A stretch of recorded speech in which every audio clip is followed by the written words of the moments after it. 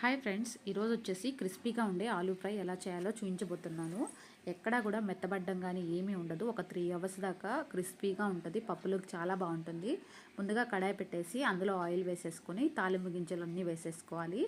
ఆవాలు, జీలకర్ర, ఇంకా కొంచెం మినపప్పు వేసుకొని ఫ్రై చేసుకోండి. తర్వాత వచ్చేసి అందులోకి ఒక 15 రెమ్మల వరకు వెల్లుల్లి దంచి అందులో వేసేసుకొని తర్వాత అందులోకి ఒక 3-4 పచ్చిమిర్చి కూడా వేసేసుకోండి.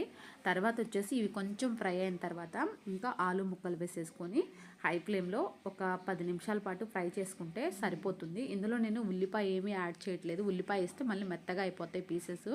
అందుకని చెప్పేసి ఉల్లిపాయ లేకుండానే ఫ్రై చేసుకోవాలి. ఇప్పుడు కొంచెం అందులో సాల్ట్ వేసేసుకోండి. సాల్ట్ వేసుకొని అంటే మనం ఉడికించేటప్పుడు కొంచెం సాల్ట్ యాడ్ చేస్తాము.